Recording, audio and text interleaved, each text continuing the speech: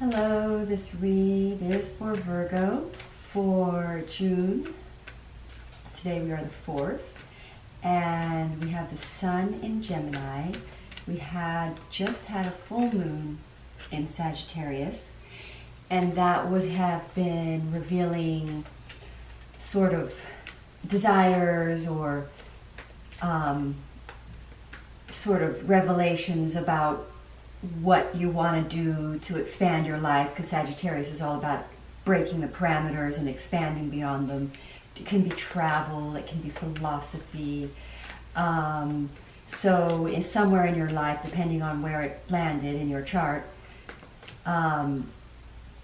you would have broken through and initiated some sort of new adventure. And with the Gemini energy being swords, which is a thinking energy, air energy, strategic, planning, communication, it's the 3rd house. We have communication, strategic planning, implementing the new revelations of the full moon in Sagittarius pertaining to an area in your life where you were breaking through to a new plateau or a new parameter, pushing a new parameter. So let's have a look for Virgo. You can, if you have a moon in Virgo, this might apply to you, or your ascending as well, and for sure your sun. So let's have a look and see. And thank you, by the way, for watching and subscribing, and feel free to comment. So let's have a look and see. Wheel of Fortune, 6 of Pentacles, 3 of Swords, Lovers, Knight of Wands, 6 of Cups, 10 of Swords, 5 of Swords, Page of Pentacles. Now I just need to double check that this is clear. And I'm in camera. Okay, good. Might be a little dark. I might need to improve my lighting, so bear with me as I figure all these little things out. But it looks to me like this is very much obviously a relationship read. So I'm going to say that, and I'm going to ask for a clarifier on this. Okay, so for a lot of Virgo, and maybe not every Virgo, but for most Virgos, you are either in your true divine partnership, fated, or you're going to become in your true divine partnership relationship, or you're ending a perception that is keeping you from being fully in the experience of your divine relationship. So let's have a look and see what the cards are saying. It looks like we are in, this card read is going to talk about something in the life of the Virgo that is very fated and very pivotal and divinely caused, or in the stars prior to your even being born. In other words, it's your fate, and it implies or is about. And now remember, we talked about the Sagittarian. It is the wand. It is adventurous. Well, there you have it. If there isn't a card that represents the energy of Sagittarius more than the Knight of Wands, it would be the Knight of Wands, if that makes sense. There's no more Sagittarius energy in the deck than that. But in this read right here, we have the Knight of Wands turned away from inner union. So what it seems to me is what's happening in the eyes, in the experience of the Virgo, is we're having a completely turnaround in thinking, because swords represent air, thinking, ideas, thoughts. It's the Gemini energy. And now it's landing in the divine section of my read.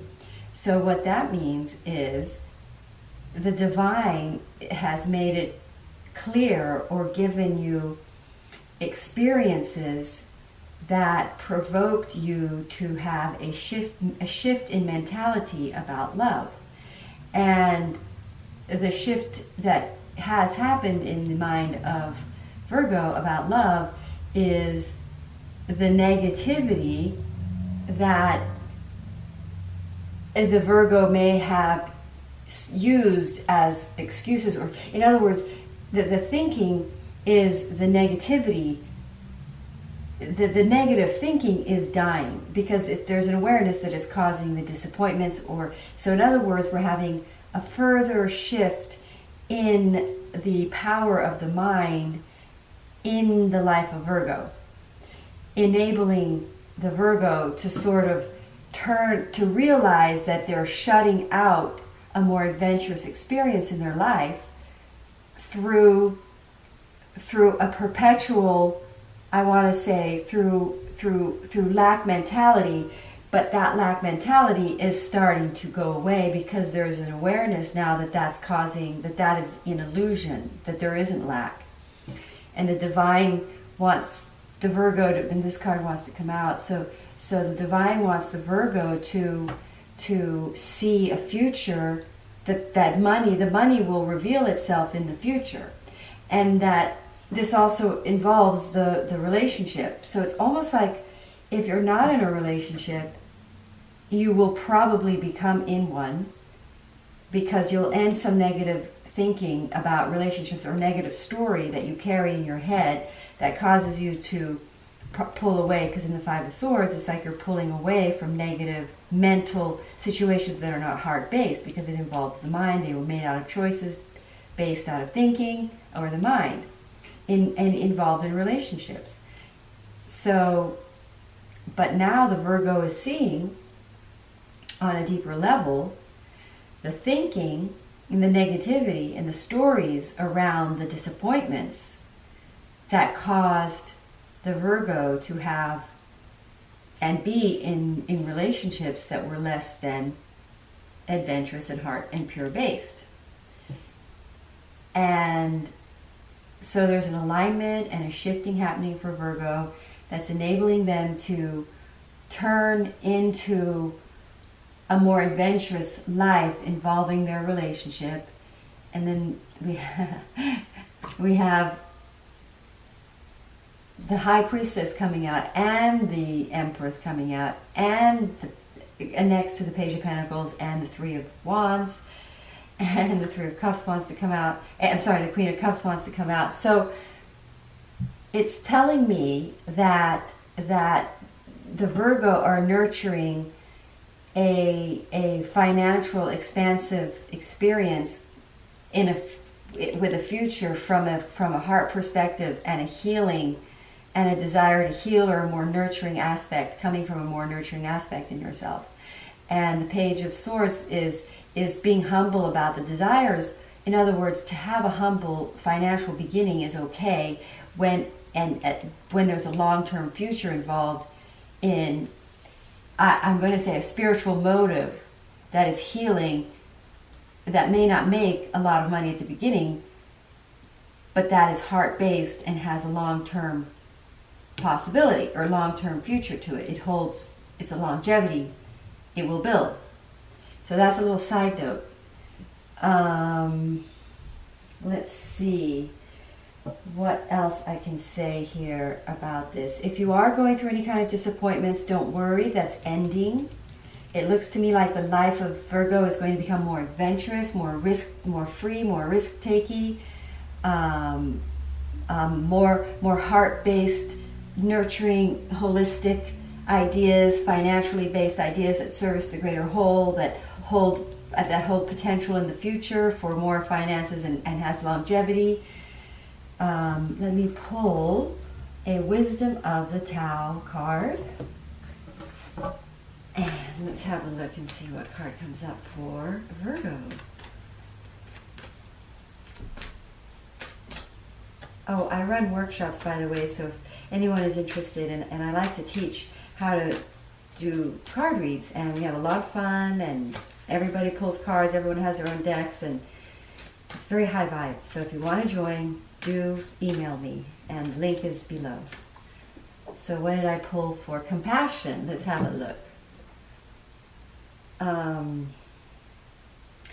Embody compassion and open your heart to kindness.